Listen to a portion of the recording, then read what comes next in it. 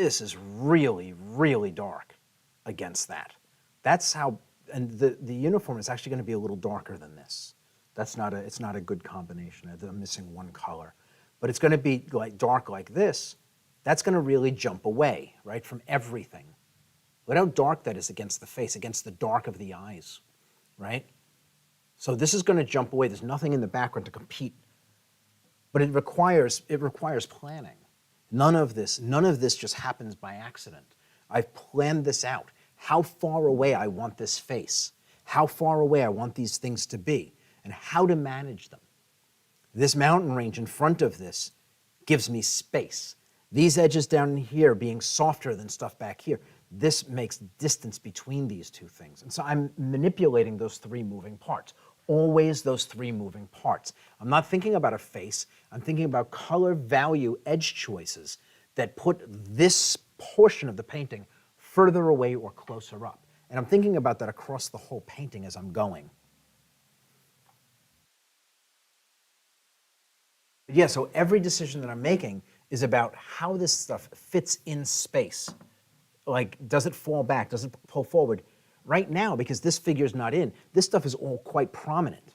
But if you look at that shadow is 4 values darker than the darkest value back in here. Maybe 3 values darker than this. But everything in here where the light is, it's 4 values darker. I'm also going to have lights in this figure that are like 3 values lighter than the brightest lights, and they're going to be a completely different temperature. They're going to be nice and warm. So the difference between the shadows and the lights here, which are all one temperature, cool, and the shadows and the lights here, the difference is going to be like 7 values here, or 8 values here, where it's only like 3 or 4 values here. That difference, value-wise, is going to push even this complex stuff, colorful, sharp, relatively sharp-edged stuff, back in space and pull this forward. And again, this is where experience comes in, and where learning how to do it with simple objects like a ball and a can, how you can then take that and use that same thinking, again, because you're still thinking in value, color, and edge, whether it's a ball and a can, or this portrait and this figure. It's the same thinking. As long as you command value, color, and edge, this is no more complex than painting a ball and a can in a space and giving depth to them. It's the same thing. You could do this. You could actually take these colors and make this painting with a can that's got some oranges and browns in it, and a ball that's blue, and put them in the space, and you could actually paint this painting and get the depth the same way I'm doing it here. But again, controlling the value range. My shadows to my lights is not a big jump, where here they're going to be a very big jump. This is all monochrome and it's all cool. It's not going to be monochrome, but close enough, but it's going to be warms. So you get this, all these things are separating, and then I'm going to have some really sharp edges here. Big contrast jumps. Black for the gun against that really light, warm flesh tone.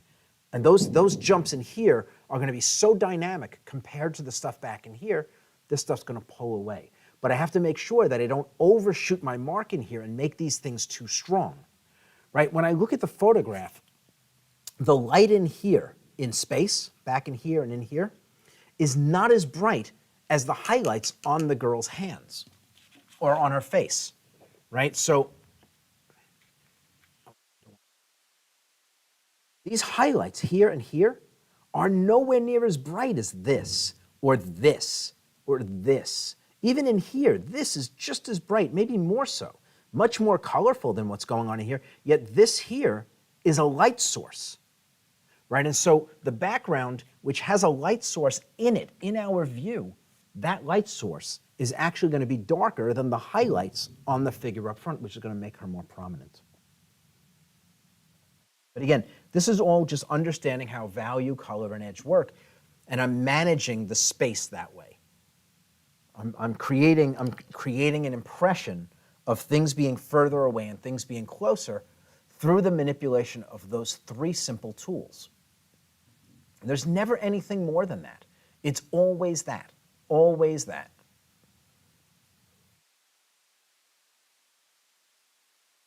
And you're not even managing the relationships between just the background and the foreground, but there's also relationships that are happening between the armor and the face, and even the planet that goes in front of all that. And yeah. so it really is to your point about not overshooting the mark, I think you had said before that finishing a painting is not like running a race and then getting to like a finish line, but it's actually landing on a specific mark and knowing to stay there. Yes. Yeah. So, yeah, when making a painting, again, it's not, you think about when you run a race, you can run across the finish line and run another 100 yards. You still finish the race. Making a painting, finishing a painting is landing on a fixed spot, not running past it, not being to the left or the right of it, but landing on a fixed spot. So when you're working, everything is moving in that direction. And again, like I was just saying, like looking at these edges, the edges in here are so pristine, right? I can't, like I was saying before, like you can't just sloppily throw this stuff together. The face is organic, so it can have very soft edges. This is mechanical, it's cut steel. It has to be, it's armor, it's Kevlar, it can't look like it was, carved with a pocket knife out of wood and mud. It has to look like it was laser cut by a machine. There's a precision to it. The face has a precision, but it's an organic precision. The armor has to have a mechanical precision, and that mechanical precision, even though this has to fall back, it still has to have the mechanical precision, which means really clean, sharp edges. And so now, in order to get a sharp edge, I have to diminish the contrast ratio, right? Because I'm playing with the three moving parts, value, color, and edge. If all three of them are dynamic, the thing pulls right up against the surface of the canvas.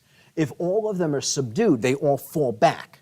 What you do is you play with them. A little bit of extra color, right? If everything starts in the middle, like a middle ground, everything's 50s. Like you think about color value, and edge, on a scale of 1 to 100, all three of them at 100 puts the thing right up against the glass. Everything at 0 pushes it way back. It's all grayed down, blurred edges, barely any color.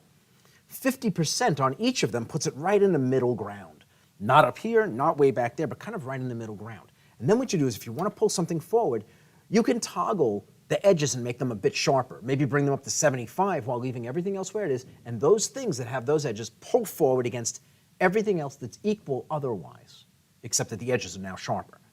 If you want even more pop, maybe you build up the contrast and spread the contrast. The lights get a little lighter and the shadows get a little bit darker compared to the middle ground 50. And each one of those things, as you manipulate them, moves the thing in space. So these, as I'm making them sharper, I have to pay very close attention to not increase the amount of chroma, which I don't have to worry about because that's already set, and I don't want to increase because of the sharp edges, I don't want to increase the contrast nearly as much. So I have to make sure that I don't put this value down in full strength, because the sharp edges with the contrast will pull it forward and it'll start fighting for attention. So I have to make sure that I'm grabbing just enough paint to get the edge, get it nice, crisp, and clean, but not too dynamic, not get the contrast up too high. And again, it's a juggling game. Experience helps, but as I'm working on this, I'm manipulating. I put the paint down. If I don't like it, I'll knock it down a little bit. I'll just wipe a dry brush over it and lift a little bit of the paint. It diminishes the contrast ratio a little bit by lifting some of the lighter shade, and then I can kind of move on. But you notice I'm not grabbing from this deep puddle of paint. I'm kind of working on the fringes of this, barely grabbing anything. That gives me a little bit more control as to how much paint is going down. Now, this whole thing is relatively light in the photograph, and I'm debating whether or not to actually build it up or to leave it subtle. I think I'm going to leave it subtle. I may drag a little bit of paint out there, but not much. And again, very gently working on this. Careful not to overshoot the mark. Hard to take out once I put it down because it's going into wet paint.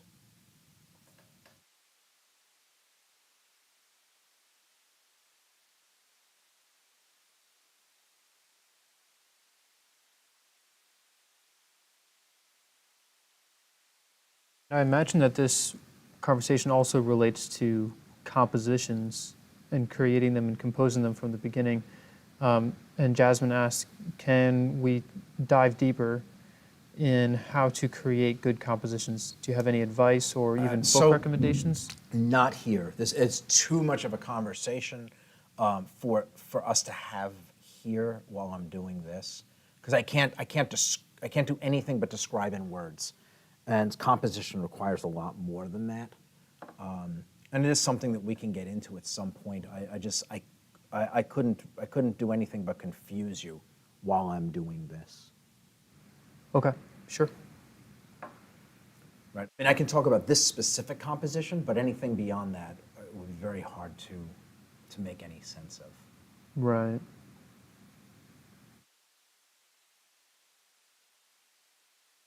So if there are questions particular to this composition, we can get into those. Not a general conversation about composition. Yeah, makes sense. Yeah, so ask us any questions that you have about compositions and pertaining to this specific painting, and we can talk about it. And the composition for this one's very simple, right? I mean, this is like a typical like movie poster, something you would see for a movie poster. And all I did was create a background and a foreground, create a somewhat of a middle ground in between to help space it, so that they don't encroach on each other's space.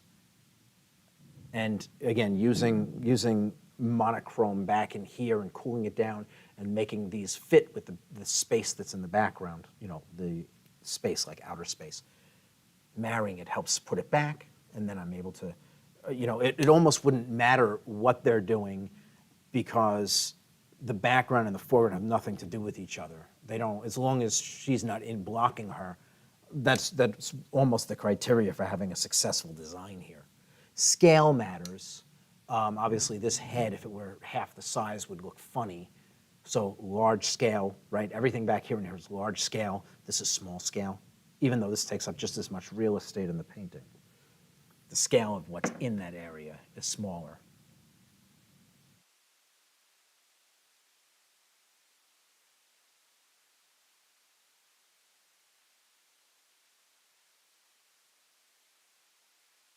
And I want to make sure I have enough of these things that feel nice and solid. Again, if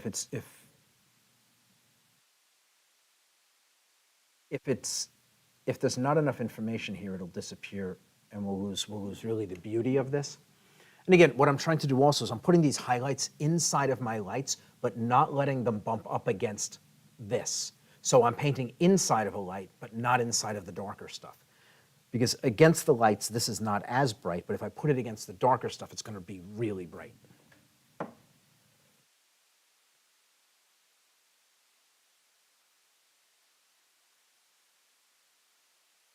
I'm being very gentle when I put it down.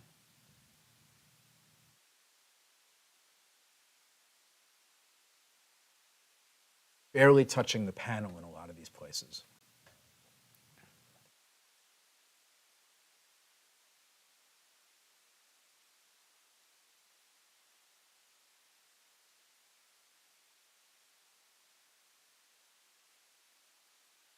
Also paying attention to the form. None of this stuff is just shapes. It all explains something three-dimensional. And so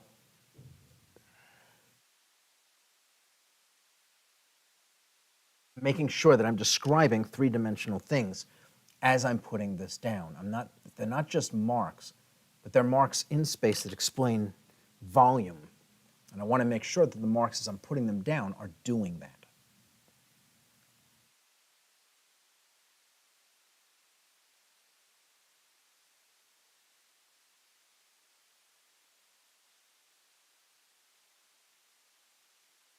Again, you can see, it just pulls it out just ever so slightly. It doesn't have to be overly dynamic.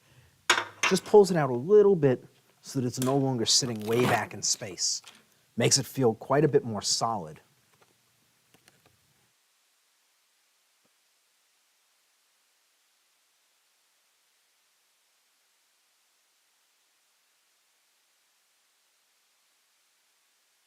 And again, most of the underpinnings are here. Like, I'm not doing a lot of work. These are very few marks to bring this stuff to life.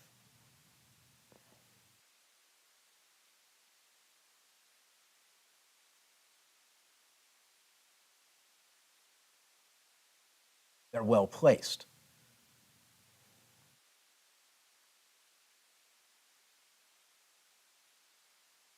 That's the thing, like each mark has an impact. None of these are throwaways. None of these are like, it could go down here, go down there. Like every mark that I'm putting down is really particular. There's not a lot of paint going down, but what is going down is making a difference in the painting.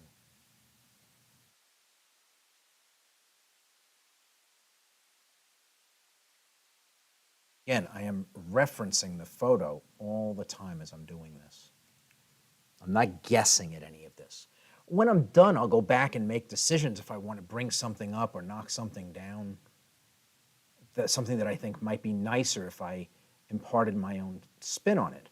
But I'm using the reference to start.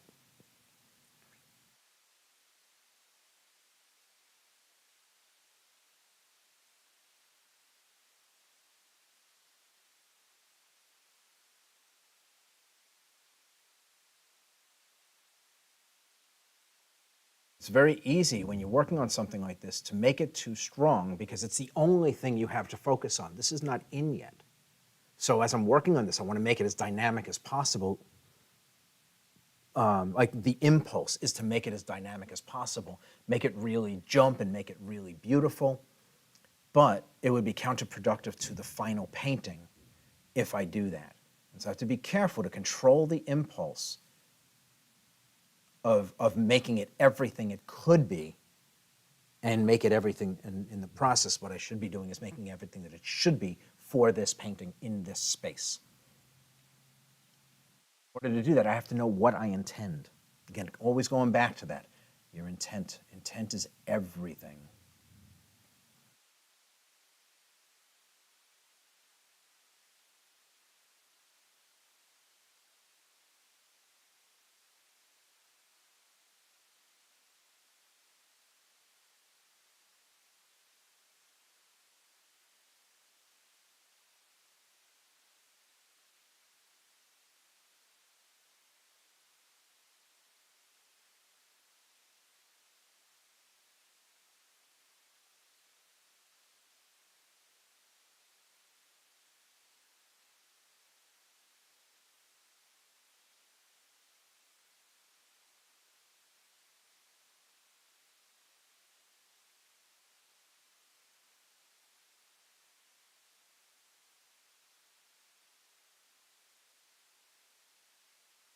Bringing up this light, make it more solid in here.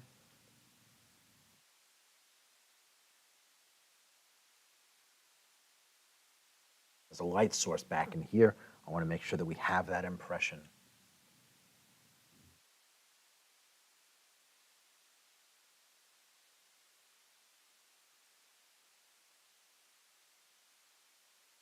Again, watching where the fill on this is, like where the impression of the light is, where it drops off. A little bit of larger brush once I get the overall shape in place where I want it.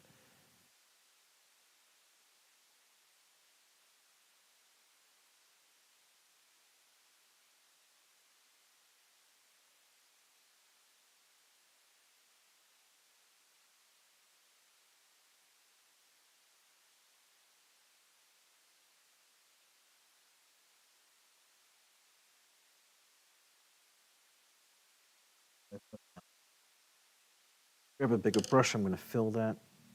Let's see if I've got a bigger brush.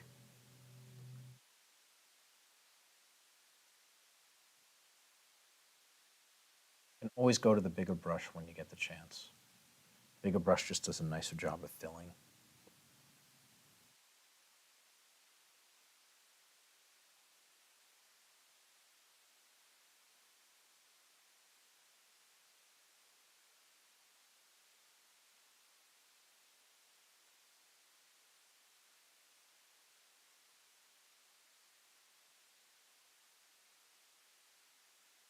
And you can see it drops off. I don't have it as strong as it gets further away from the actual light source. The strength of this light drops off. It's not as strong.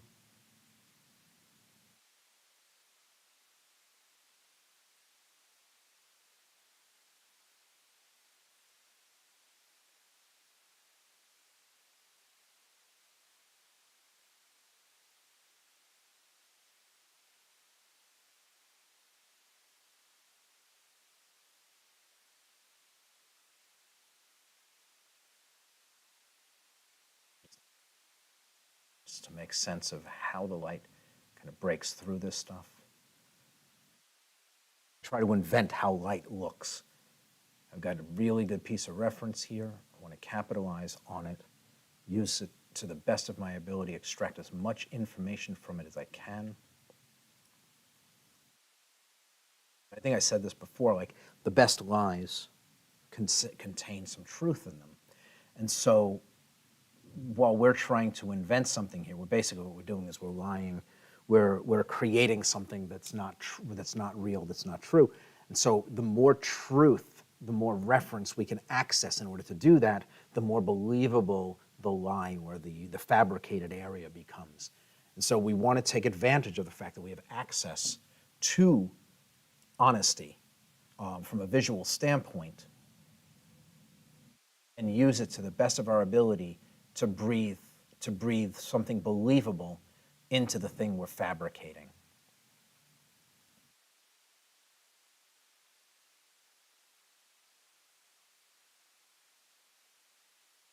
Whole, guys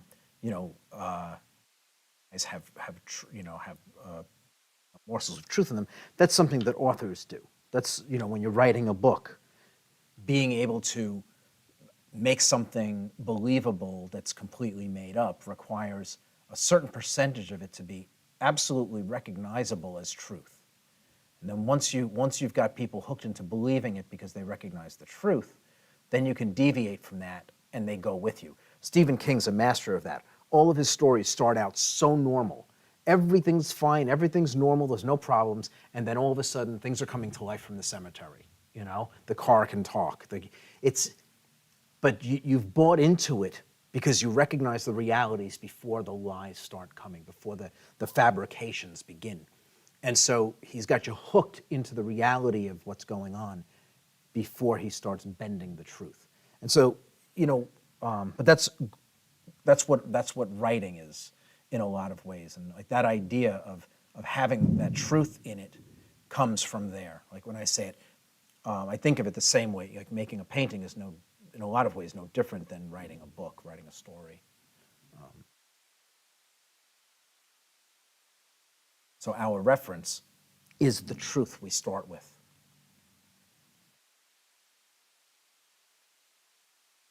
So that's nice and illuminated now. And again, I know that my value works. This is gonna still be quite a bit darker than the lights in here. It puts me in a good place, again, controlling it here. This color is more chromatic also, so it's got a little bit more pop as a color also. A little bit brighter and a little bit more color. Both of those things add to the impression of its brilliance as a light source in the painting in the background.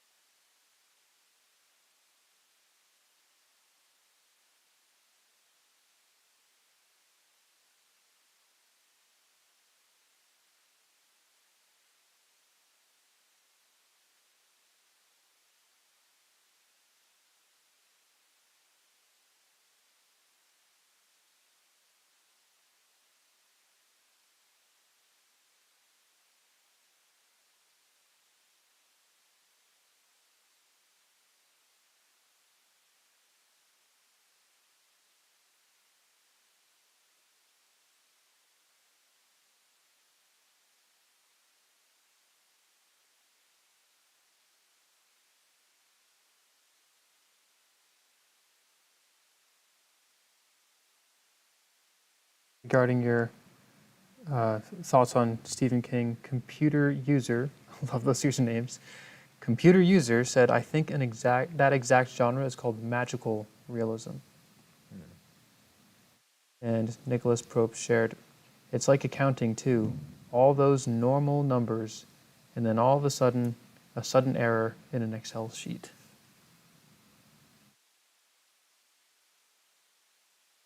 I find that being able to equate what we do with art to other things makes it easier to understand art. If we can make sense of art relative to something we're comfortable with, it's easier to then find answers to things in art while we're trying to do it. Like if you can equate it to language, you understand the language, right? If you understand how language works, the one that you speak, right? You kind of can equate the art making process or even the learning of art in some ways to the learning of a language. You can find answers, right? If you understand the language thing and you can connect it to the art, you can find answers for art in the language answers that the answers to the same questions in language. And so for me, like I'm always looking for ways to connect something that I'm trying to figure out or something I'm trying to explain to something that is common. That's one of the things you'll find. Like if you watch all of the videos that I do, all of the times that I speak, I'm always trying to do that. I'm always trying to find ways to take common things and connect them to what we're doing here to make sense of them. It's so easy to look at something like this, and not this, but just in general, like making art, and turn it into something so much more than it actually is because you don't understand it. And where if you could neutralize that by connecting it to something you are familiar with, you are comfortable with, all of a sudden art becomes a manageable thing to resolve, to get good at, to settle into.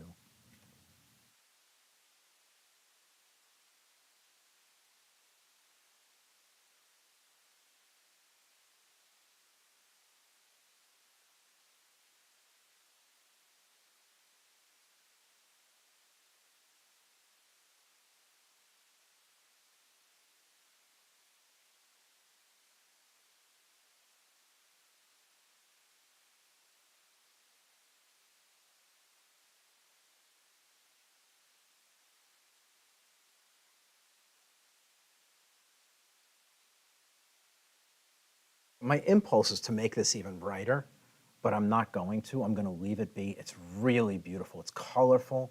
It's playing beautifully against the temperatures here. If I need it lighter, I can always make it lighter in a subsequent pass after this figure goes in. I can always bring it up if I need to. And so I'm going to stop there. I'm going to fight the impulse to do just a little bit more. Very often that little bit more is a little bit too much. I'm going to bring up this a little bit with the shade. It's just gotten knocked down a little. It's not competing well with this. So I want it to be in the same value range.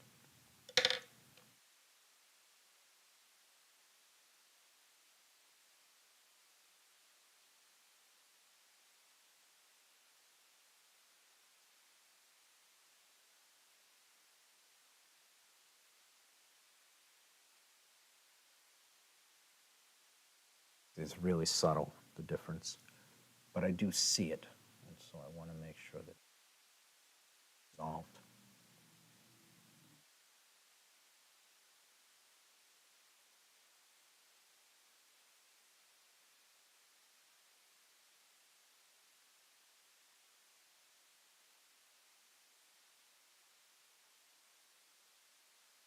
Just that higher hit of chroma. It's a little bit more blue. It's a little bit lighter because of its density. And it just pops away from everything else, which is what I want.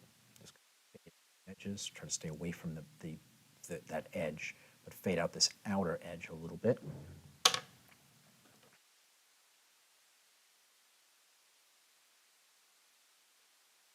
Sure everything is smooth.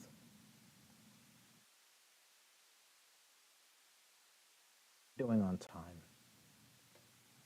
It is 9:50. Okay. Yeah, we're moving along.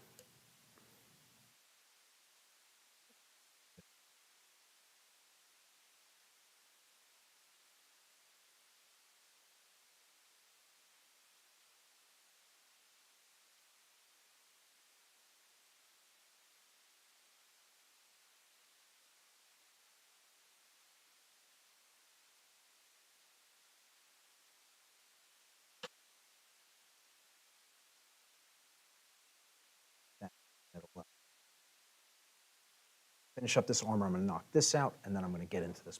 I'll get into the big planet.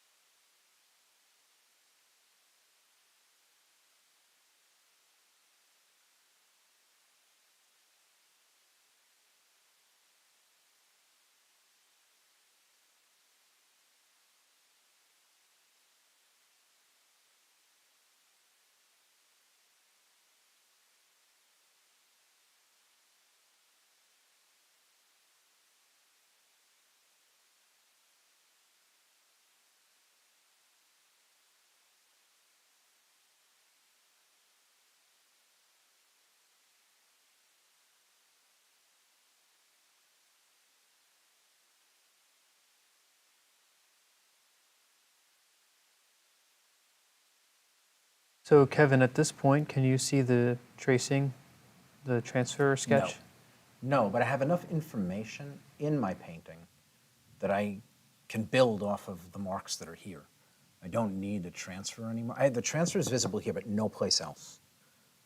Everything else is buried completely. But again, at this point, I don't really need it. I have all of the information that I need in the paint that's gone down. It's already doing the work for me.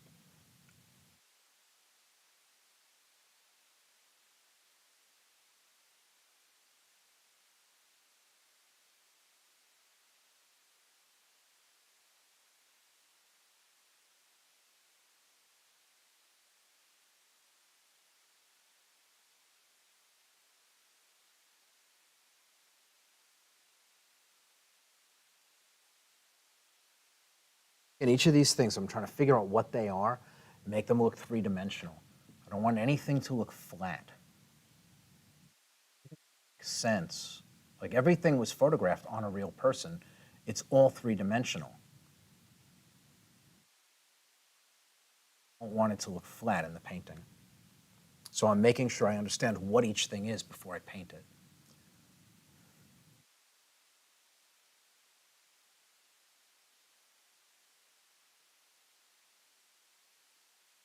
Harry shared, I am finding doing the proportional drawing is really helping me if I lose my transfer later. I can sort of see where things should be, and before learning that, I would get lost. Yes, and it builds confidence if you know you'll lose your transfer, but your drawing skills enable you to just redraw the thing and figure out where it goes. It takes all the fear away of losing your transfer. Yeah, and again, or for that matter, even using a transfer. You realize you don't actually need one. Then and there's something nice about knowing that you don't need it, because then it's a choice. It's a choice. Do you use one or not?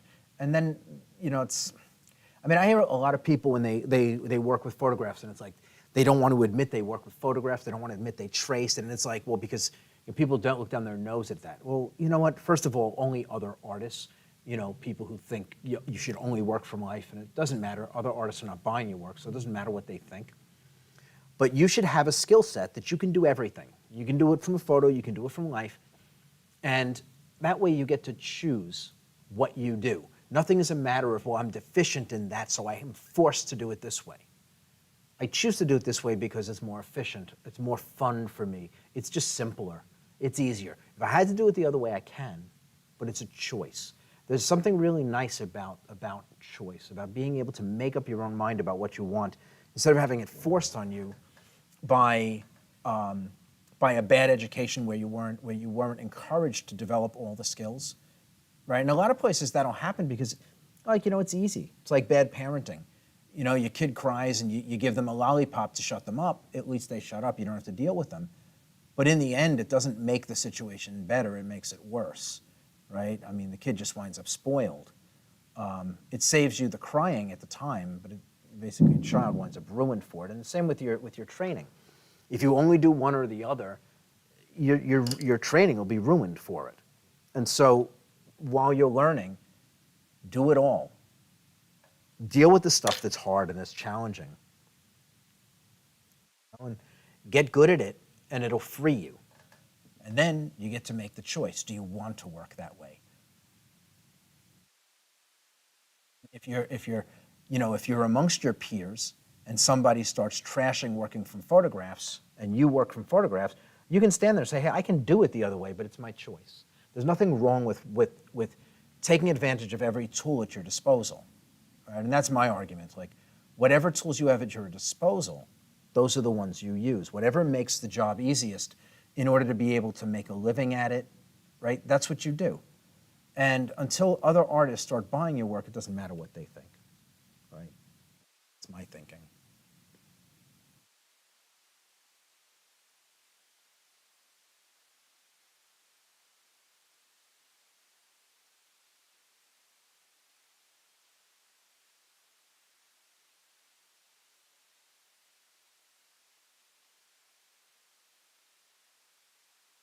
The end of the armor.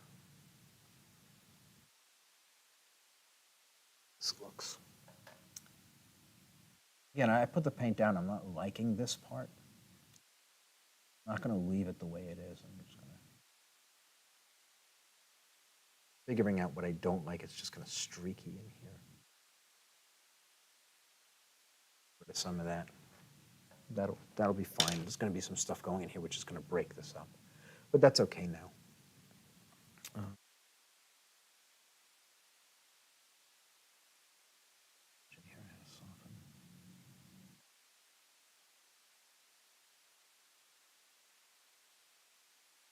So over onto this side, and again, this I'm not going to do a lot over here. It's because it's become a distraction. I do want to get a little bit, just a little bit, get a little bit more dimension.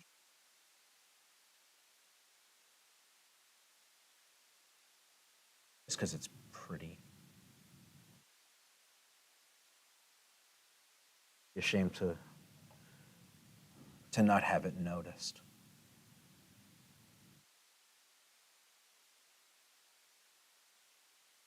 Again, I don't want to do a lot. I don't want to pull it out and make it compete with anything else. I just don't want it to be lost.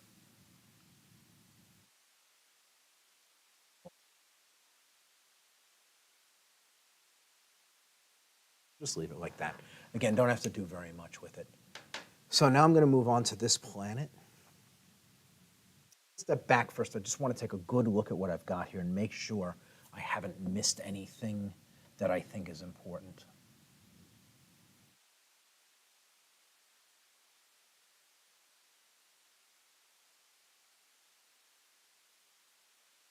So the armor doesn't jump away very much, but in the places where it's stated, it's nice and bold.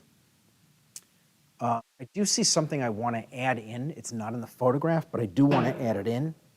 So as I'm looking at this light, there's nothing up here that's light. And so I want to take some of this and kind of build it in up here. And again, that's a complete fabrication on my part. It's not in the photo at all, but it feels funny that the light is down here and there's nothing up in here at all. So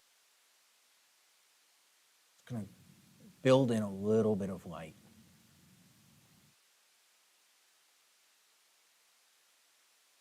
Doesn't have to be a lot, just has to be something.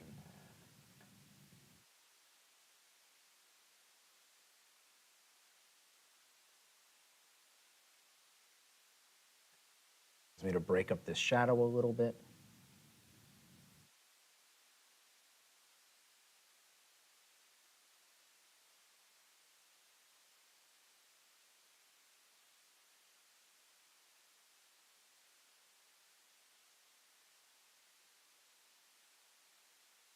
Down the length of the gun.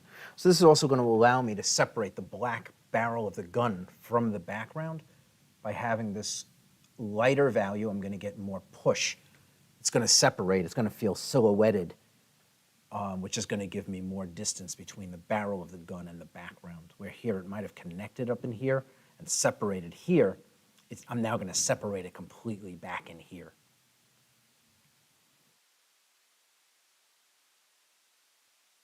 Actually push that haze all the way out to the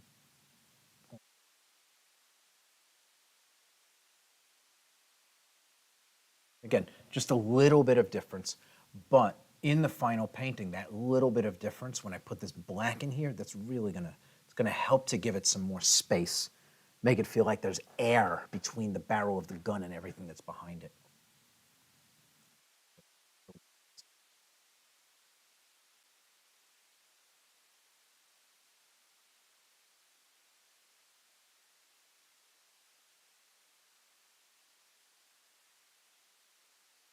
I'm just going to connect these lights to some of the lights that are in her hair. Feels like a natural place to move them. Push them up into the light in the neck here. Let them fade away. Right, and that kind of dissolves the bottom end of her, which I think is good. I'm just going to kind of work into it, absorb it.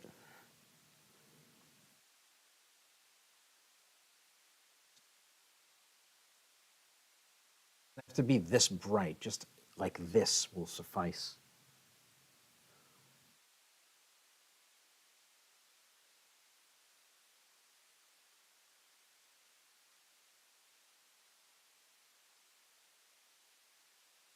Hey, Kevin. Yeah. Got a question for you. I know you've answered this one before, but if you wouldn't mind answering. Yep.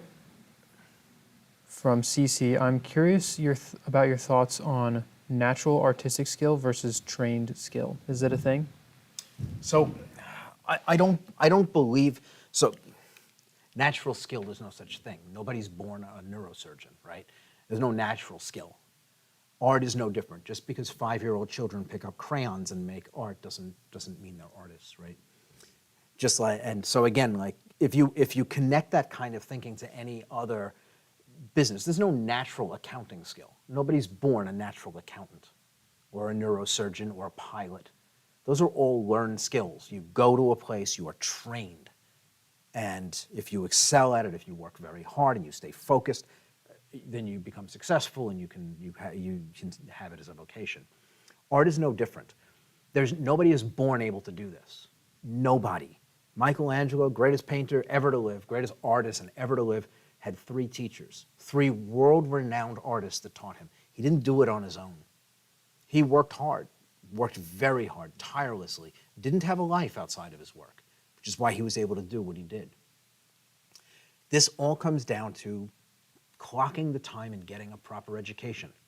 Get a good education and do the work. There are no limits to what you can do with those skills if you have that work ethic, right? The problem that most of us run into is it's hard to get an education. Most things that pass for an art education are garbage. But if you're not already trained, how would you recognize a lousy education? I always tell people, like, if you want to find out if an education is good, look at the students. You watch the students, right? If you want to see if a martial arts school is good, you go and you watch their black belts work out. You'll know right away whether or not they're being trained, if they know how to fight, or you can see it. Even if you don't really know much about it, you can see it. They're not fumbling around, they're not tripping over themselves. No different with art, right? If you don't see like museum grade work coming out of a program, right? The chances are that it doesn't have the ability to push you that far. There's a limit to what the teachers are able to teach. If you want to produce like work like this, you need to study with somebody who can do work like this. And not just that they can do it, but they know how to explain it, right? Because it's 2 different things. But I don't believe in talent as being a limiting factor in making art. In sports it is, right? Because there are some people who are just naturally faster. They are naturally more flexible, right? The nervous system, your nervous system determines how flexible you are. And so some people, their nervous system just lets them do a split from early on. They barely have to work it. And other people, nothing they do will ever get them there, right? So from sports, yeah, some people have thicker tendons. It makes them very, very strong. Without having to weight lift or do anything else, that natural thicker tendon allows them to do things that people who don't have that literally will never be able to do. No matter how much you lift, somebody who has thicker tendons will always be stronger. It's just how it is, right? And so those are physical things, but when you're making art, it's all in here. It's all knowledge based. Some people might be able to see color a little better, but if you learn to see, you will be able to see color like everybody else because there's a limit to it. So again, going back, I don't believe in talent where this is concerned. There's no natural anything. All this is, how badly do you want it and how much are you willing to work to have it? And can you find a place to get a proper education so that all of your efforts move you in the direction of your goals? Right? Because you can go to a place and get a lousy education, and no matter how hard you work, you're never going to get where you're going because the information you're getting is flawed. It's weak.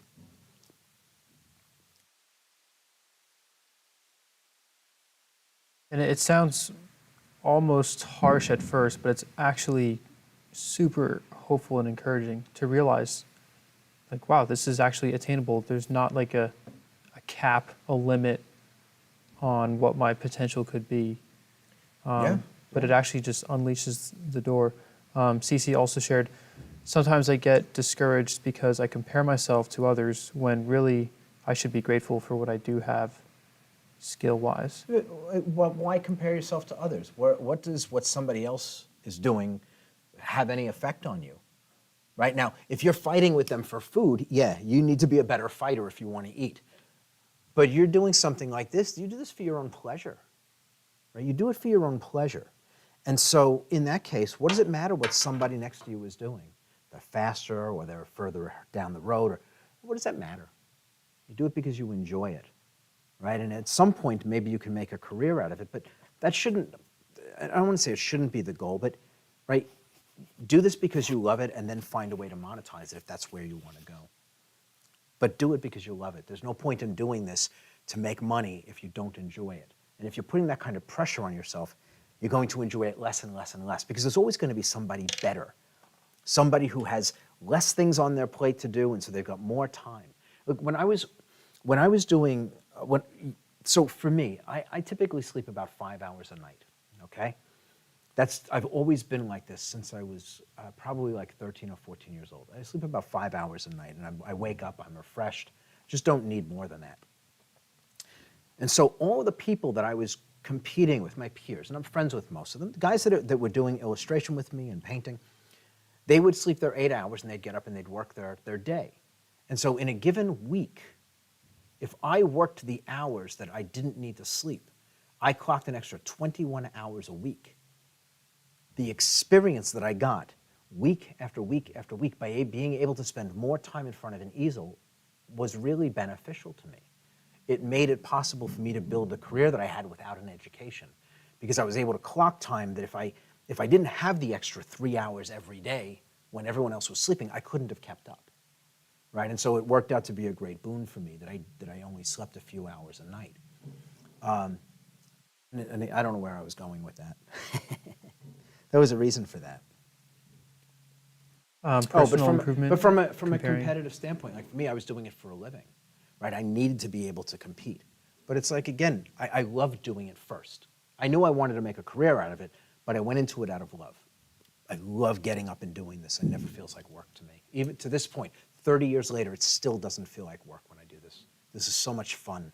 I'm at play here. And that's how it should be. That's how you want it to feel.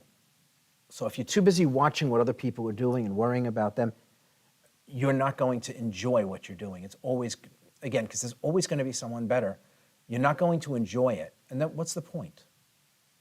Right? Take something that's fun and ruin it by competing with other people. And for no reason. Right? And the truth is, like, even if you do this professionally, you're still just competing with yourself. You really are. Most of the people that I know that are professional painters, they don't see their peers as competitors.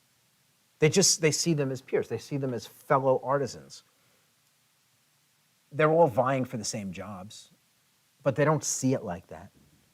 They're not like hating each other and like trying to figure out how to be better than the guy that lives next door because that's how they're going to get work. They go in their studio and they do their work, and they love to see the work that their peers are doing when they get together, because it inspires them to be better, but doesn't break their spirit or make them miserable, right? I mean, what would the point of that be? Right? So, what would the value of that be in your life? Just want to take a look at that little bit of light and get moving on. Yeah, so that's good. And again, I didn't need a lot there. Just need a little bit. I'm going to get a little bit of a hit of this richer blue at the edge of the gun, and then I can get moving on to that.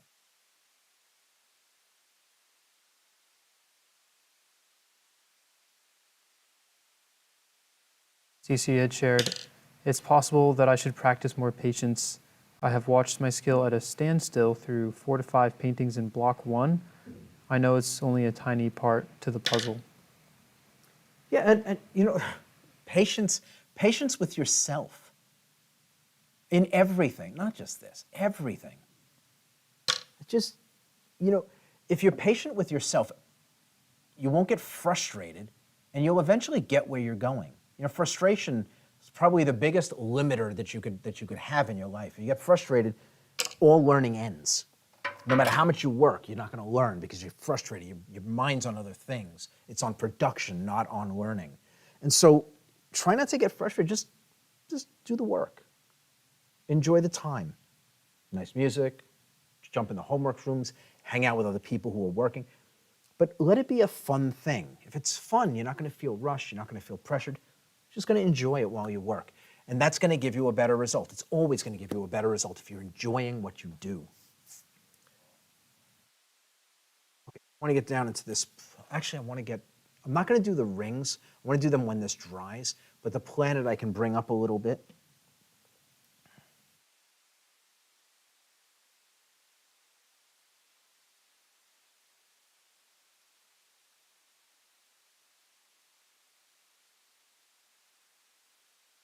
Got a question from RJD.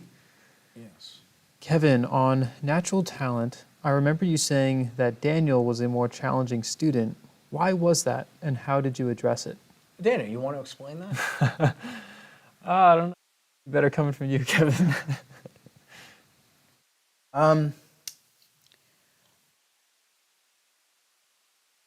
When Daniel was arrogant when he showed up here.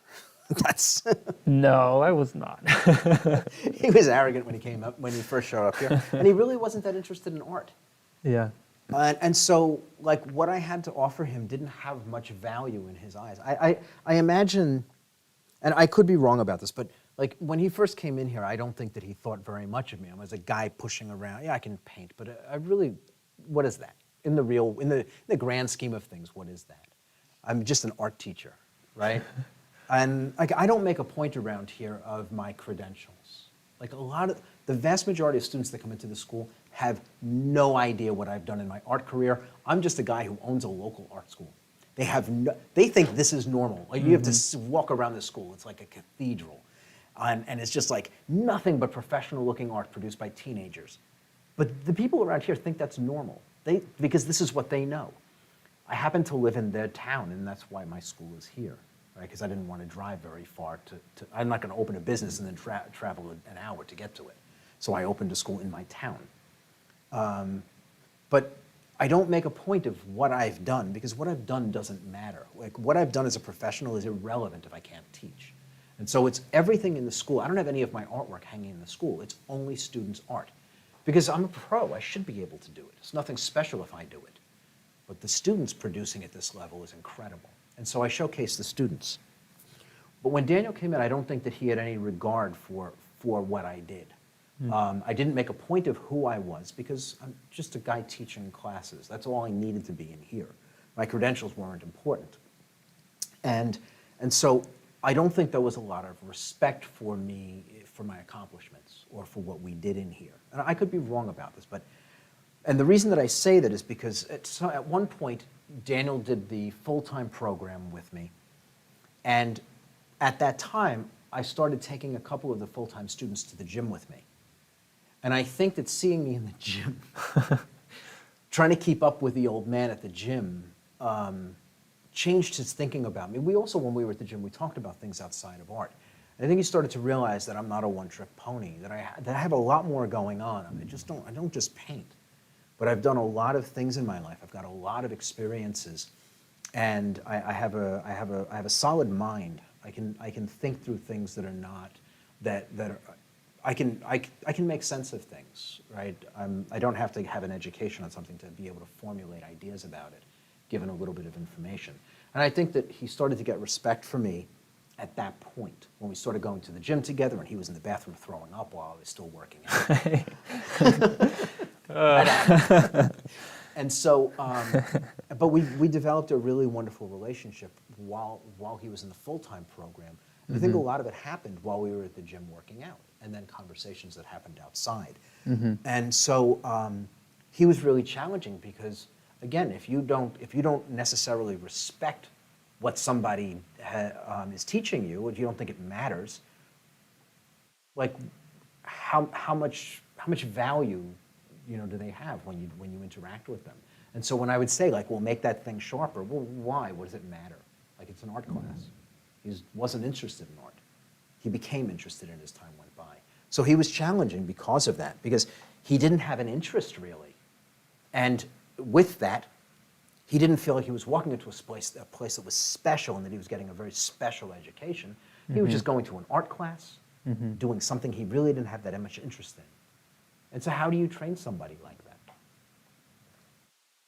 Yeah. We have a wonderful relationship now. Yeah.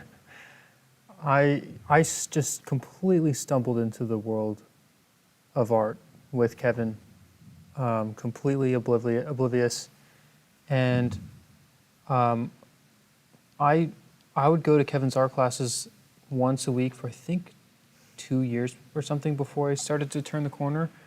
But my very first class with Kevin, I felt like it was challenging. I may have shared this before, but Kevin had taught me how to make a gradient. And after he showed me how, he said, all right, now do what I just did. And when it's perfect, come and get me. And I thought, perfect? Like, who says that? Who is this guy? And so I do exactly as he did. And I make my gradient. And, it's good, at least I think. So I get up and I go to Kevin and I say, hey, Kevin, I'm done. And Kevin says, well, is it perfect? And I mean, what are you supposed to say to that? Here's this guy asking you if you just did this perfect thing, and my whole life no one has ever told me that that's even attainable. And what I didn't realize at the time was that Kevin was pushing my limits more than anyone else had ever cared to push them. So I went back to that gradient, just this little gradient, and I ended up spending like the whole class working on it, 2.5 hours on one gradient. And Kevin eventually came over, he saw what I was doing, and then he said, okay, you can stop now. But for me, that very first class, I felt challenged and I felt pushed beyond what anyone else had ever pushed me to. And so I actually wasn't really interested in the art really at all. But here was this local art teacher, random guy that I hardly knew, who was challenging me. And so I loved to come back every week because I was being challenged. And so the world of art, I was actually really kind of completely blind to. And I just kept coming into class and trying to, meet the challenge from Kevin. And I was definitely slower than my peers, for sure, because I would also challenge the things that Kevin was trying to teach me. So he'd say, hey, do something like this. And I'd be like, well, why? And then I'd say, well, what about this thing? And what about that thing? And I always had these questions, and I wasn't really trusting the process. I kept inserting my own opinion into these things, which was just slowing me down and getting in the way. As Kevin likes to say, that I didn't have the right to have an opinion. You didn't know enough to have an opinion. That's right, yeah. So I'm much wiser now, but this is just disclaimer, this was when I was like 15 years old. Just thought it's important to add that little fact there. But I just kept working, and I kept enjoying pursuing this challenge. And I will say in that, what kept me going was that I did actually enjoy the personal improvement that went along with that, because every challenge was an individual thing. So I wasn't thinking, okay, I want to get to this goal of creating art without limitations, and it wasn't this high and mighty goal. It was simply, can I accomplish this task that's right in front of me now? And if I saw improvement, then I was happy, because I had that challenge and I was able to overcome it. And so I think it was like an exercise. Let's see, I did a self-portrait. That was my first direct painting, for those of you who are in Block 4 or coming up to Block 4. And that was really tough. And then I did another exercise after that Kevin had me do. And I really started to turn the corner there, and I started to work on more paintings. And I started to really produce like photorealistic paintings. And it just surprised me. Like it was just shocking, because I wasn't really even thinking about this. I didn't have this goal of becoming an artist or anything. I was just facing the challenge every day. And it was like I just opened my eyes and suddenly I could paint. And not only could I paint, but I could have ideas and put them together into a composition and then actually take that thing that was in my mind and make it reality. And so it was kind of mind-blowing all at once. It was kind of a neat journey that it all happened that way. So I do feel like my story is quite different than many people, but it's also a story that really says that anyone can do this. And like even if like again, no one in my family had ever thought that I was going to be an artist one day. It was all just completely out of the blue, and it took me longer than most people. But I arrived at this point where I can create art freely, and it's fun and it's beautiful, and yeah, how it all happened is just so funny. And that was actually, let's see, I still hadn't like really reached pro level skills at that point, but I was getting there, and then that's when I decided to do the full-time program. And Kevin, you were actually dreading it. Daniel said he wanted to do the full-time program, and I had gone home. I was speaking to my wife at the time, and I said, "There's no way I'm letting this kid into my full-time program. I'll be hanging myself a month into the program with this kid," because he pushed back against everything. Like nothing I said went unquestioned. Everything. So put the paint out this way. Why does it have to go in that order? Which is in any order, but like I'm telling you to just do it this way. My experience tells me that's best. And at some point it'll make sense to you. Like just, for now, just do it. And it's everything. Like why can't I tape in the middle of the palette instead of on the corners? Well, what does it matter? Why are you asking me this question? Do you just wake up every morning looking for things to like do that, like you can do this to me? And so I had told my wife at the time I didn't want him in the program. And she said to me, like, you can't do that. Like, if he wants to do the program, you let him do the program, and you figure out a way to work with him, right? And I thought about it, and I was like, yeah, I mean, I didn't open the school to get just the easy students. I opened the school to be able to offer an education to anybody who wants it, who's serious. And for all I can say about Daniel, he worked. He worked very hard. And so I let him join the program. It's funny. I mean, I was not going to let you join. I was so dead set against it.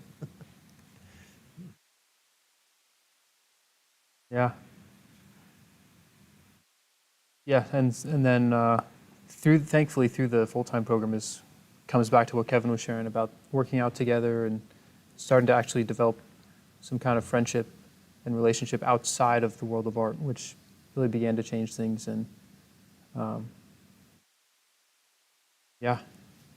So yeah, that's the story. That's how I fell into all this, and now being able to help evolve artists and help other people have that is actually a much deeper passion for me, more than art.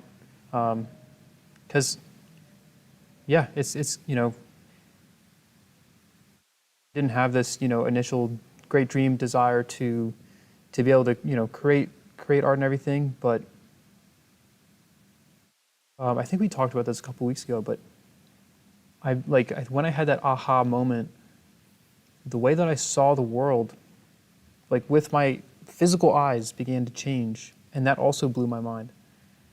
And so when I realized, like, wow, that happened to me, but then there's also so many people who have this innate desire to create, and Kevin would talk about that a lot with me. And I just began to feel like, man, I want to help. I want people to be released, to be unchained, and to be able to get those things out. I just thought that was so cool. And so to be part of Evolve, doing this is, I'm living the dream. I couldn't be happier. It's cool. It's cool to be part of this. All of us that are doing this, not just like teaching, but all of us that are working, that training, trying to learn this stuff, we're all part of this incredible tradition that dates all the way back to the caves. I mean, the first thing that man left behind in the caves was art, right? It's everywhere. And it's like every generation has produced and built on the art that came before, and we're part of that. We're part of the same tradition as Michelangelo and Rembrandt and the cave people that painted. And all along the way. We're not part of the tradition of the art that was made in the 1900s. We skipped that. We don't talk about that. But no, but we're part of a grand tradition by doing this, and it's wonderful to be part of it. And you don't have to be a professional. You don't have to be amazing, but just the fact that you participate in it makes you part of that tradition. It's a pretty cool place to be. I think so. Yeah, definitely. Yes, even the people who are like, oh, I'm not doing well with this. You're still part of something incredible. Enjoy it. Just,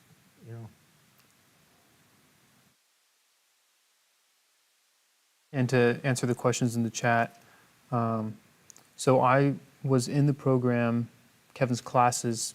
My mom dragged me in there after she started taking my older brother there. And she took him there because she had heard about, so I was homeschooled, my brother and I were homeschooled, and we had heard about this other homeschooler who was going to Kevin's classes and was doing amazing work. And so naturally my mom wanted me to do amazing work too. So first she brought John and then my brother, and then she dragged me in. So I wasn't very enthusiastic. And then to answer your question, Becky, I wasn't interested in art really, but I was interested in that challenge. And so that's why I kept coming back. I kept coming back because Kevin was an affront to my pride. And I needed to justify the girth of my ego. Wow, some serious honesty.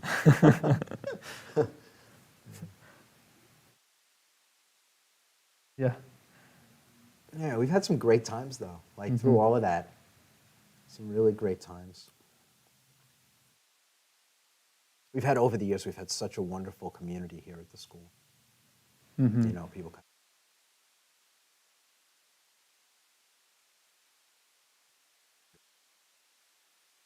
Again, like for me, it's like I'm, it's my school, but I'm part of that. I'm not like the teacher and then everything else is around. I'm part of that. I'm part of that community. I'm not like, I don't see myself as having a special status. I'm privileged to be part of it. Again, I don't see myself as being above it, which is I think very important. Standpoint of being a teacher, not feeling that you're above what you have your students doing. I think that's very important.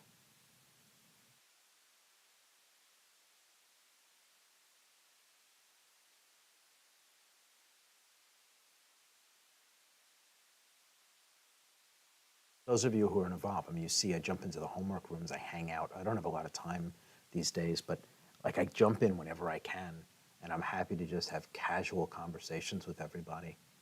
I think that's just the coolest thing. See where everybody is on their journey.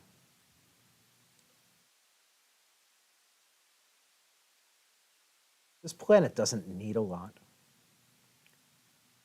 Not a primary focus in the painting, but it does need to hold its space.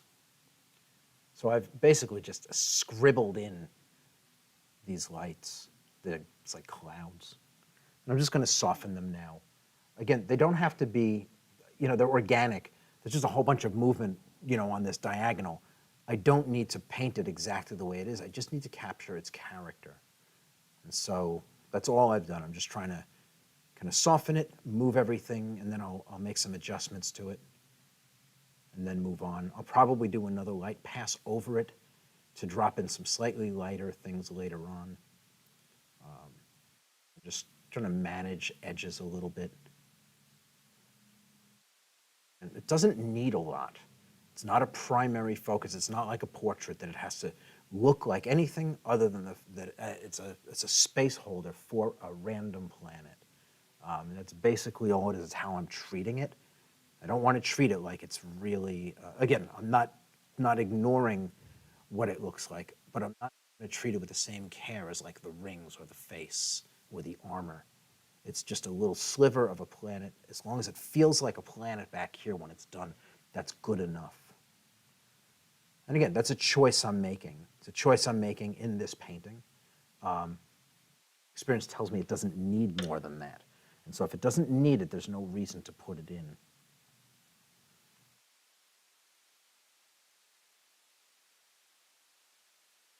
everything's softened, I'm just going to drop a few what look like highlights in. I'll soften it again. I do this a couple of times, and it'll help me to build in a little bit more character and break up some shapes. How are we doing on time? It is 10:30. Okay, yeah, so we're doing okay. I might actually, I don't think I'm going to get this done today, but it is possible. Had I mixed the colors before starting, it would have been easy to knock this out, but I didn't. We'll see. I might still be able to get it done. It would be nice if I could knock that out. I mean, I could do it with the rocks next time, but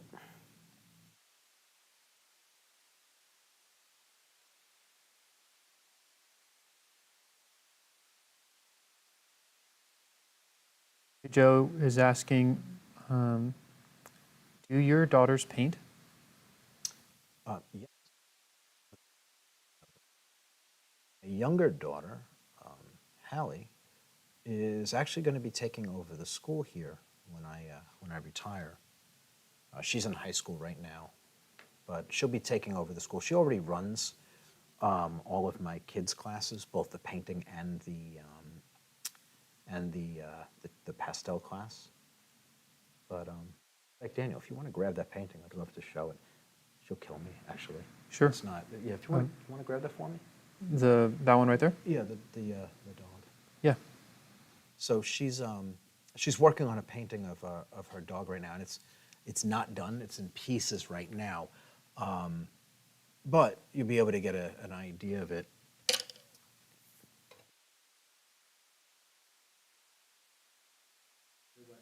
Probably not. No. Should be in focus. Anyway, so this is a portrait of her dog that she's working on. Yeah. So there's still a lot of work to be done on it to bring it to completion, but you get a sense of how much she understands, how well she's working. Right, it's really quite lovely. Is that in focus?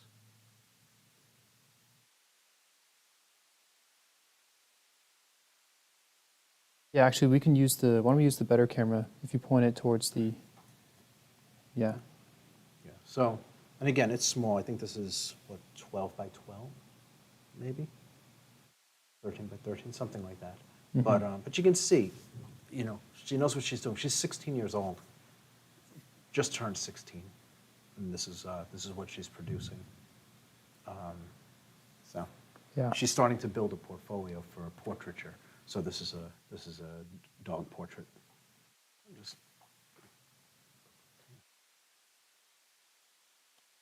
So my older daughter doesn't have any interest. Hallie, like I said, she's eventually going to be running the school. She's just waiting for me to leave.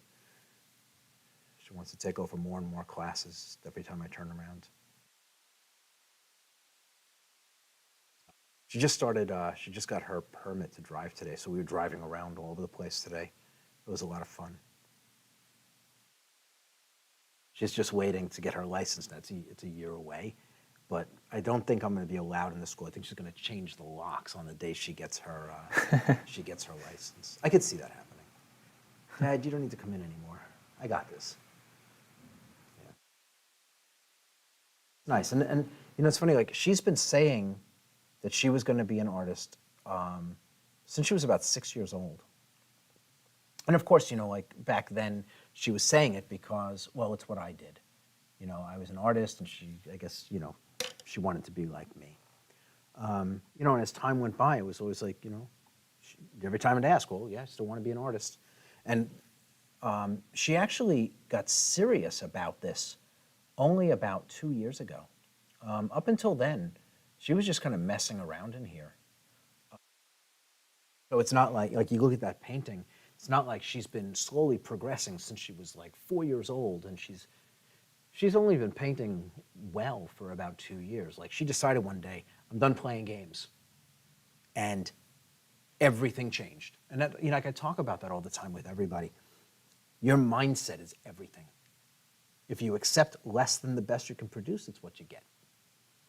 And if you only accept the best you can do, that's what you get. And she made a decision a couple of years ago, about 2 years ago, that she was done playing games, that she wanted to be an incredible artist, in command of a skill set. And so she took responsibility for for the work she was doing. She's producing beautiful work, and she does it consistently. There's nothing to do. She doesn't have any special genes from me or anything like that. She just works at it like everyone else. She's not really had any special treatment in here. I don't run special classes for her. She's a student in here like everyone else. And all of her work is a testament to her labor, like everyone else, you know?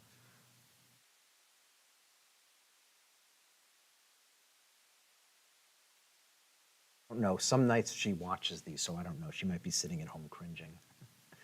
Sorry, Hallie, if that's the case.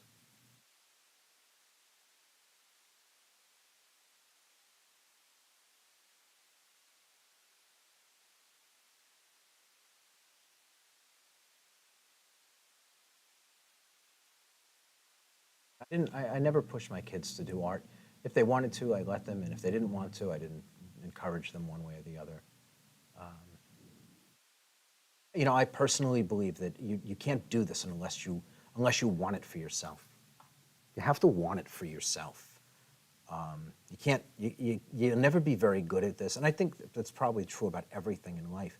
You'll only go so far in anything you do if you're doing it for something other than the fact that you enjoy it, that you love it. And so this is not for everybody. My older daughter she's very creative, but she has no interest in what we do here. She finds this boring. And so I've never pushed her. She took class for like a month with me, and that was it. I think she did a summer program with me because she had to do something over the summer. But she really didn't have any interest in being in here. And it's hard, like as a teacher, it's hard to teach somebody who doesn't want to be taught. We were just talking about that, right, Daniel? Yeah. You can't teach somebody that doesn't want to be taught, right? And so, for me, easier to just let her do her own thing. Yeah, so this planet's actually feeling really nice now. It's soft and it's airy. I've got really nice color going on in here. Just got to manage this edge. Try to figure out the right brush for this edge. I don't want this edge to be very sharp. This brush is a little clumsy, I think.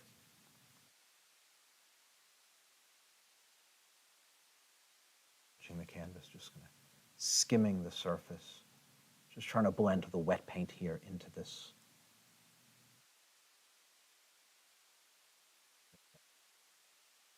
Overall curve of it, there's a very slight curve. It's not quite straight. I don't want to mess up the curve of it.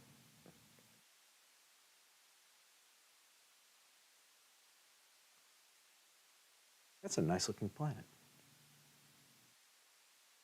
Again, where it goes behind the mountain range, I want to soften it a little bit. It feels further away. So I'm just blending it a little bit more.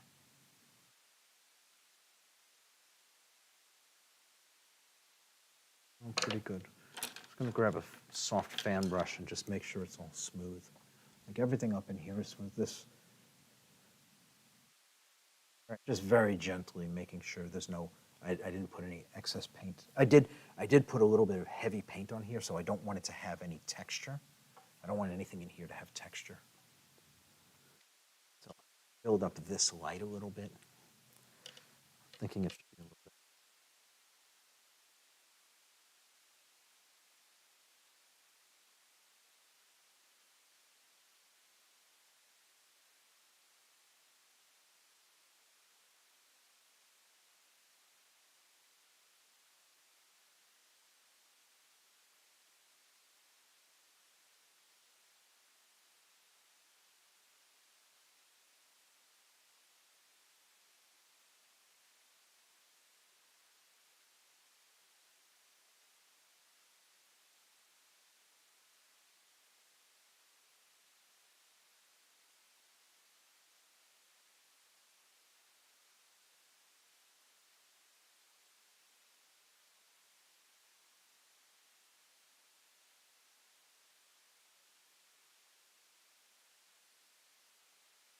just to help connect it to everything else. I want it in front of the armor, illuminated by this light.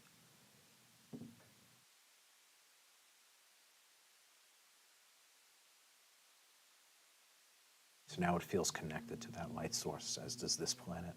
Again, the rings I'll put them in when it's dry. I don't want, if I try to put it in now, the wet paint that's down is actually going to kind of beat up around its edges and everything is going to wind up with a dark blue outline. So that's not going to work. So I'm pretty much good in there. That's got a really nice glow to it. Very happy with that. Are we on time? It is 10:42. 15 minutes. Can I do that? I think I could. A lot to this. I think I could get this done. Let me see. So we're going to give this a spin. See if we can make this happen. So I've got my mountains. Can I raise the easel? I'm good to do that. Yep. Good. Yeah, that's fine. Okay. So I'm gonna work in here. I've just got to create. I think so that my lighter shades in here. This is a good shade. Probably down in here. This is good too. I could leave it alone. So I don't have to create a lot. Doesn't have to be perfect right now. It just needs to do just a general job of holding the space. And again, I'm going to go with that purple-brown mixture.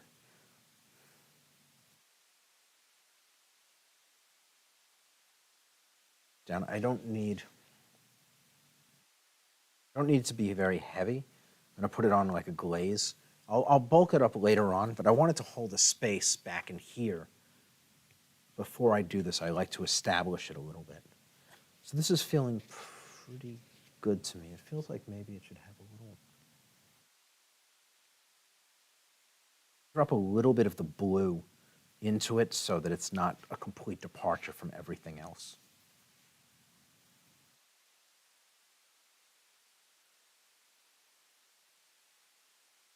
Go back to purple.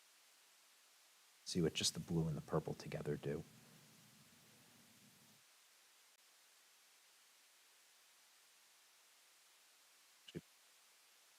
Okay, so I'm going to work with this. And again, you can see, I don't know necessarily when I do this. I have to play around and test it. This feels better to me. And I can always put a little bit of this one, which is purple and just blue, in if I feel the need. So I'm going to just kind of jump in here and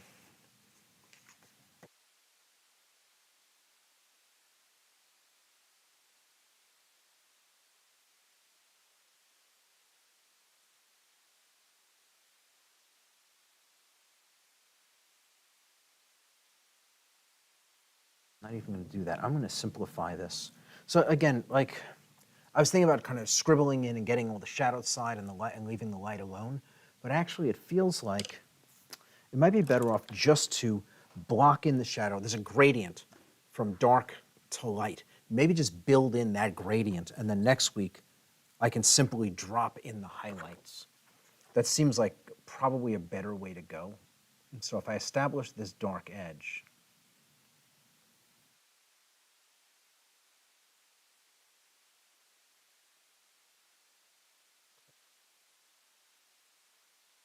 I can establish the entire mountain range as a silhouette and then build out all the details in it next week.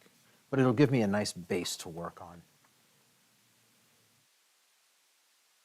It'll allow me to really kind of establish this relationship.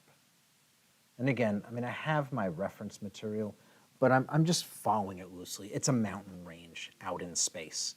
It doesn't have to be this mountain range. It just needs to be a mountain range that makes sense.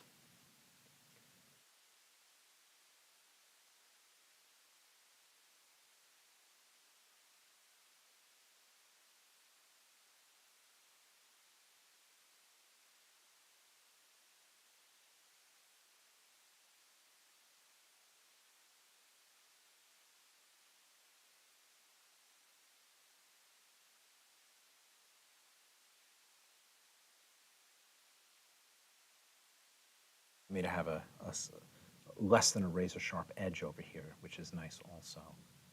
I'm gonna be able to blend it into what I just put down for the planet. But it's like you see when I put this edge down, how the planet starts to fall back. It starts to look further away.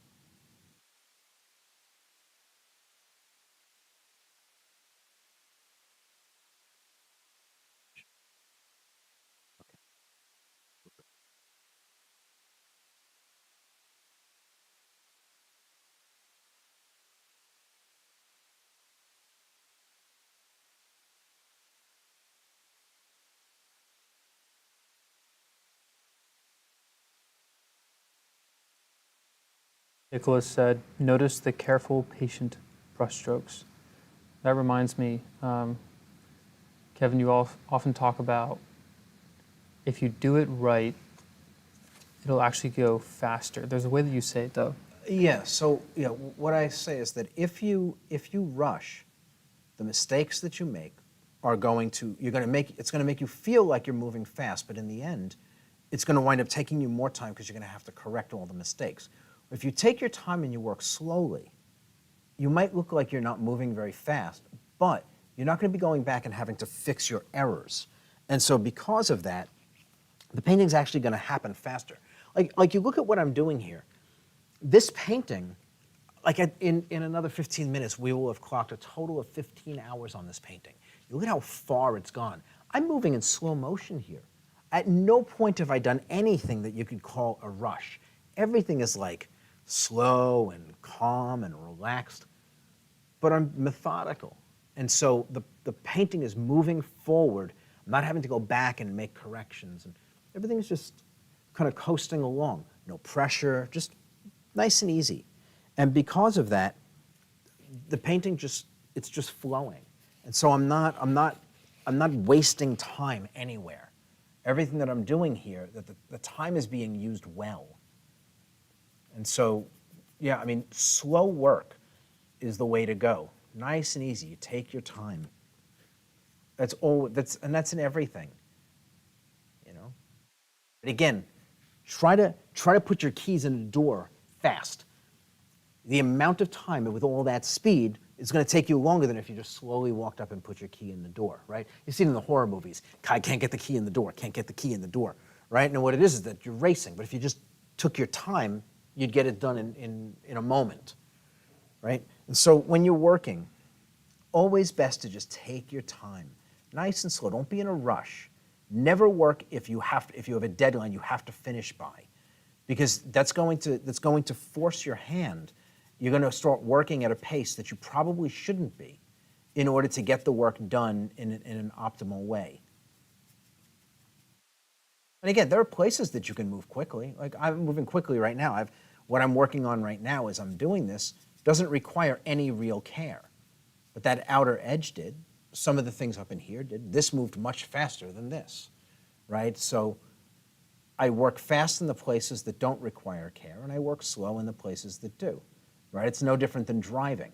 You know, if you're driving and it's a beautiful sunny day and you're on a road in the Midwest in the US and it's just straight as an arrow and there's, it's just perfect driving conditions, you drive at almost any speed. You can drive 150 miles an hour, right? There's no turns in the road or anything. But if it starts to rain, you have to slow down, right? The conditions dictate slower driving because at 150 miles an hour, you're driving on a slippery surface now. It doesn't mean you have to come to a stop. You just have to slow down. So maybe you can come down to like, say, 90. 90 might be safe on that road with those conditions. As the sun goes down and it gets dark in the rain, 90 is now dangerous, right? So the conditions dictate. In the painting, the conditions dictate. This can be handled, like that outer edge has to be handled at one speed, but the fill down here is different. This can be handled at a different speed than this, right? So each thing is being handled at the pace that is necessary in order to be effective as I'm working. But I'm in no rush at any point as I work, right? If I rush, I'm just going to wind up with a mess on my hands. I'm going to have to go back and make corrections, and the corrections are going to take, they're always going to take longer than if I just did it right to begin with. And that's always the case. There's no escaping that.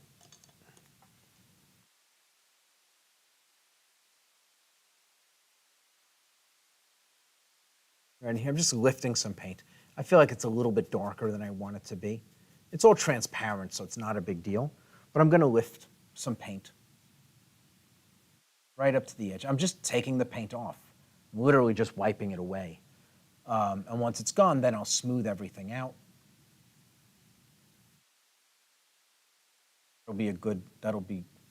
That mountain range will be solid. All right, so that's looking pretty good to me now. Right, you can see the photo reference. And now I'm going to wipe a little bit of this out here, get back down to the board a little bit.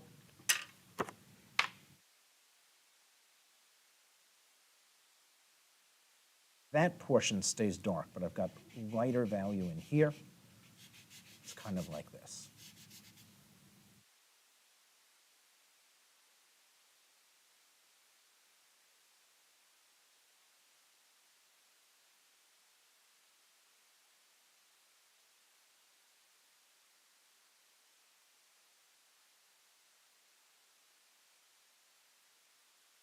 Just take a soft, dry brush.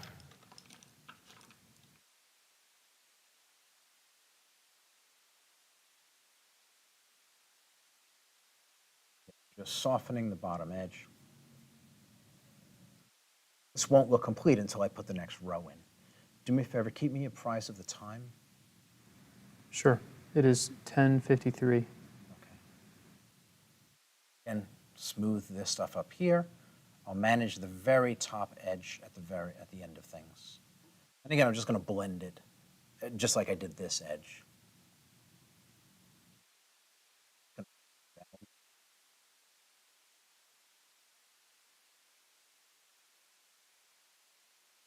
But all I'm doing is smoothing everything out.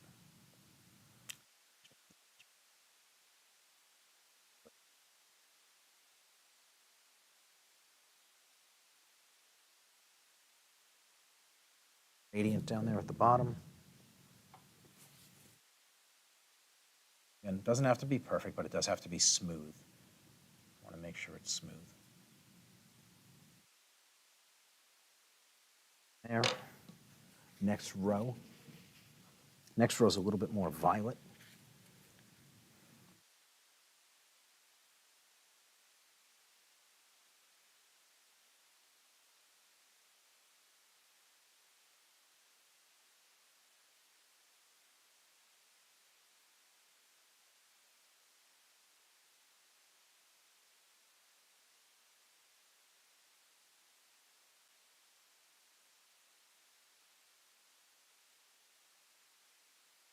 Very different edge. Right, but layering them, this now will feel like fog in between these.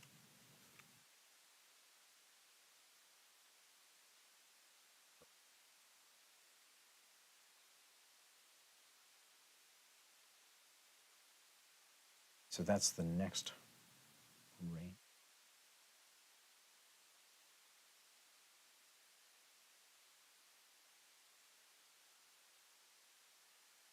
And 55. Okay. Again, just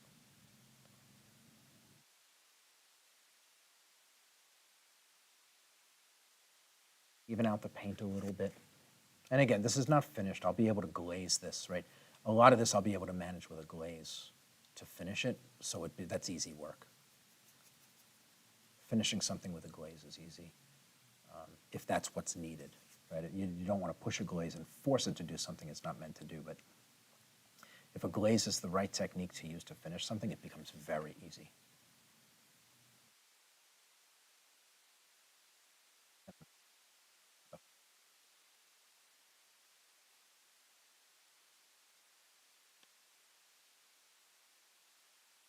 Soften this.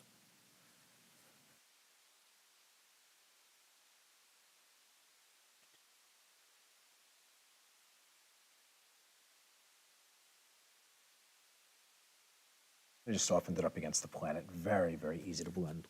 Okay, now I've got one more row.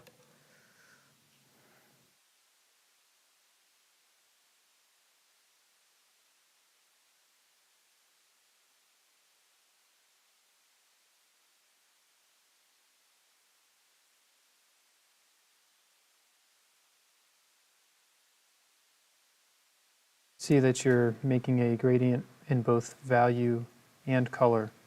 You're moving from a cooler purple to a more reddish purple, and also going a little bit darker as you're coming up closer. Yeah, I'm playing with the paint densities. I'm kind of manipulating a bunch of things here as I'm going. Maybe a little bit too much to explain Sure. with the time constraints we have. But Yeah. again, they're just little variations, less color, the cooler, more purple, kind of playing the distance game a little bit at a time. And some of it is just paint density. Again, it's not finished. I'll be able to manipulate it further in the next pass.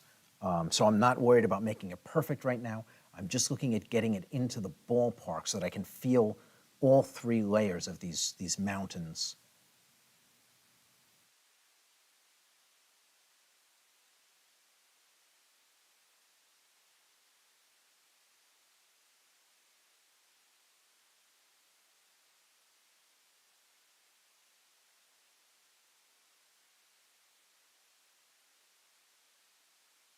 Anyone has some final questions, now would be the time. Yeah, now's a good time.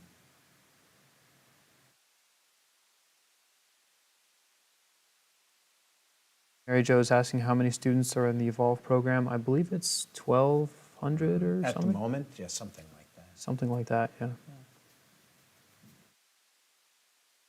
The program currently is being studied in like 53 countries. Yeah. We're everywhere.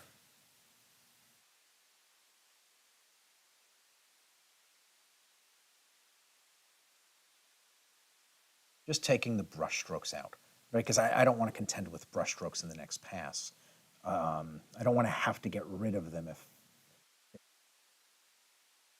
So, smooth movement of paint.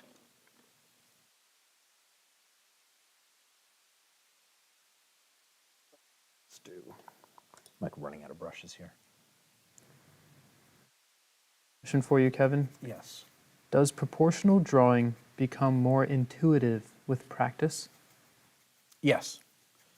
You develop greater and greater facility with it the more you do it. It's the nature of most things. But yeah, definitely proportional drawing, you will get better and better the more you do.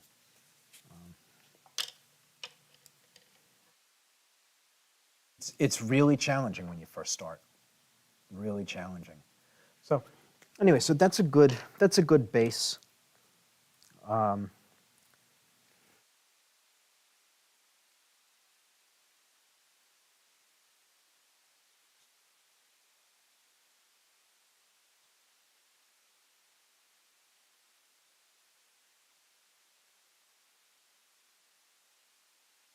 It is 11 o'clock. Okay, well, we are done.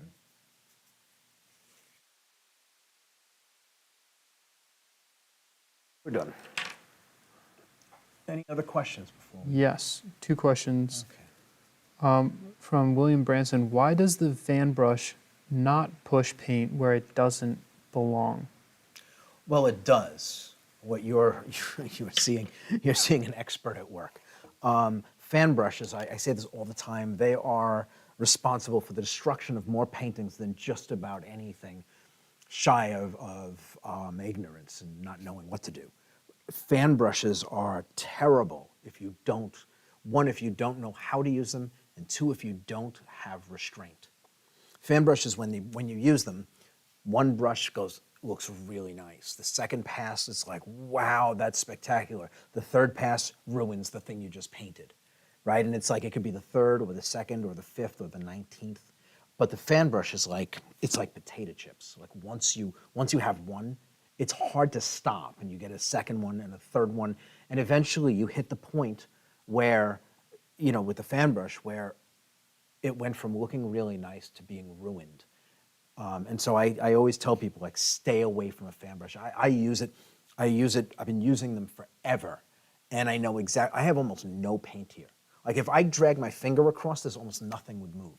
And so, right, so like really nothing is going anywhere, barely anything, right? And so the fan brush, when I'm using it, has almost no impact because there's almost no paint. if I had the paint that I put here, this fan brush would have ruined it if I did what you just saw me do. And so I know what I'm doing with this, and so this is one of those places where I'm in command of this tool because I've been using it for 25 years. This particular fan brush, like, you know, this brand, this size, I've been using it forever. And so, and I've produced hundreds and hundreds of paintings with it, and I've messed up many areas in many of those paintings with this brush as I was learning it. But I do recommend staying away from them as much as you can. Don't use them if you don't. There's no need to. I use them for the most part to polish the surface of the painting, but not in the painting process. You've seen me do it a little here just because it's fast. If I wasn't under the gun, I probably wouldn't even be doing that here because it's kind of eroding the work that I just put down, which is the problem with it. It has that effect.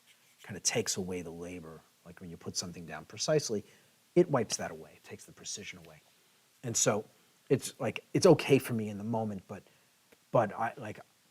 just because I need something fast, this is going to be completely reworked next week.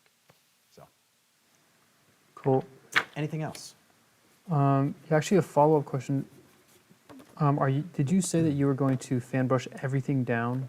And are you going to do that, or is it? Well, I did already. I used a big fan brush just to make this smooth, but the Okay. painting's smooth. Okay, okay. The painting is smooth, so no, I'm not going to be doing anything with it. I did it here because I wanted to make sure, like when I was laying the lights in, I put them on pretty heavy, relatively speaking, to compare to everything else. And so I wanted to make sure there was no texture in the brush strokes. So I knocked them down with a fan brush, but that was really delicate work.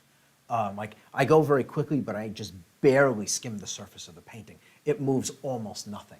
It doesn't fix the edges or it doesn't create gradients. All it does is flatten the paint. It's a very soft brush that I'm using, and I'm very particular about that. So I Awesome. just about to put in one little thing over here. But do we Sure. have any other questions before we? Yep, we have got one more. And Okay. would you mind, once after you finish that, if you could bring the easel back down? We could get like a full shot of the painting would be nice. Yes. From Mary Jo, how do you feel about using a proportional measuring tool? Don't believe in doing stuff like that. I'm real specific about this stuff. So every tool that you add to your arsenal is fine. Like tools are fine. Crutches are not. And if you're being given she's in the program. So Yep. you've been given a way of developing this skill that will eventually leave you that you don't need a tool to do it. Be bold and be brave and get through the work. Do it without the crutches. Once you get comfortable with a crutch, you will be stuck with crutches for the rest of your life. Why would you do that to yourself? Do it the way you've been shown. Practice it and practice it until you get good enough at it that you're confident. If you start getting all these tools and all these implements to do the work for you, to make it easier, you will become dependent on them. You will never be able to draw without them. You'll never have the confidence. The whole idea of this is to be free of those things, not to build them into the system that you become dependent. You can't paint without this thing, you can't draw without that thing, you don't want that. You want to be able to sit down, and anything that makes a mark, under any circumstances, allows you the freedom to make art. Every time you add a new trick toy to help you do that, you strip away the dependence on your own skills which you are fully capable of developing. Just give yourself the time to develop them. That's all. Stay away from that stuff. I recommend staying away from it. You can do this without. You just have to do it. Take your time. Allow yourself to make the mistakes, to be wrong. And don't beat yourself up. Be wrong, and then be a little bit less wrong on the next one, and a little bit less wrong on that, and eventually you get to the point where you're not wrong. The numbers are right, the sizes are right, the drawings look good, the colors match. All of these things go together. If you can't do proportional drawing, you can't color match either. They go together. They're part of the same neural network we're building inside of your brain. If you shy away and start depending on tools for your proportional drawing, you will struggle to mix color later on. because it's the same mental pathways that are going to allow you to perceive the color, the temperature shifts. They're the same ones that you're using to perceive scale. So we start building them in block one when you're just trying to figure out which gray is closer to this one and which one's right. It's learning how to see. We start with these very simple things. One thing builds on top of another. Stay away from the crutches as much as you can. If you're in the program, only what we do in the program, it's all you need. It'll get you where you want to be, but you just have to stay the course with it. Be patient with yourself. Anything else? Awesome. That is it. Okay. Yeah, so thank you everyone for coming out. And also thank you for listening to my story about art. I also dropped in a link into the chat, and it's also in the description of this video. I talk about my story from another angle about how I actually didn't have like the commitment that it would take to get the skills. And so it's pretty interesting if anyone who's looking into that, or if you're just looking for pro level skills, you might want to check that one out. But otherwise, thank you everyone for coming. We really appreciate you. And yeah, this was a great time. Great. Thank you, Kevin.